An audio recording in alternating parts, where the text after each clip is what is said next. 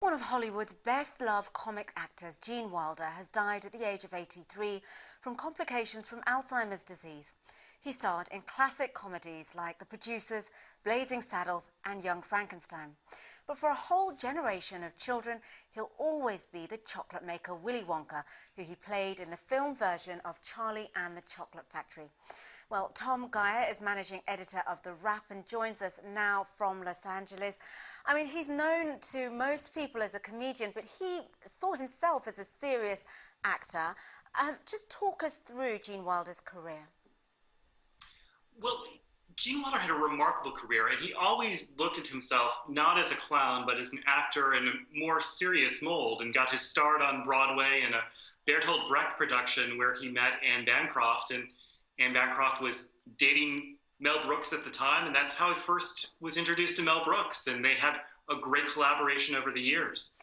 But although he's known for his comic roles, his very first on-screen appearance in a film was in Bonnie and Clyde, and he had a memorable appearance as a sort of Depression-era undertaker who's kidnapped by Bonnie and Clyde and has a sort of hysterical reaction that provides great comic relief in that classic film.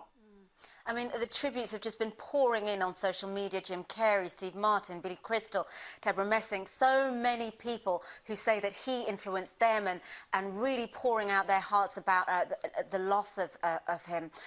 Just tell us about the influence and the impact he had. Well, he was one of the very first comic actors to get an Oscar nomination for a comic role in The Producers in 1968. And so for that reason alone, I think there are a lot of people like Jim Carrey who really look up to him. And again, he really always grounded even his over-the-top comic performances in something that was much more human and grounded in reality. He really saw himself as a kind of serious actor who just happened to be saying these comic lines. And so you see that again and again, even in silly movies like Young Frankenstein, where he really sort of injected a kind of a groundedness in the performance. I mean, it's so interesting that you say that he sort of saw himself as just this serious actor saying these comic lines. I remember him paired up with Richard Pryor a lot of the time, and that was kind of the counterbalance, wasn't he? Richard Pryor was the really sort of over-the-top one, and he was much more sort of, deadpan's the wrong word, but much more sort of just delivering the serious, the straight man, really. Yes, he very much enjoyed playing the straight man, and he had that distinctive look, the kind of crop of unruly curly hair and the deep blue eyes and the sort of scrawny gait, and the contrast that he managed to strike, whether it was with Marty Feldman in Young Frankenstein or Richard Pryor in films like Stir Crazy, provided much of the comedy just from seeing him on screen and the contrast there. Tell us about the Willy Wonka role. It wasn't a huge success, that film, when it came out, but he is known for that for a whole generation of children, isn't he?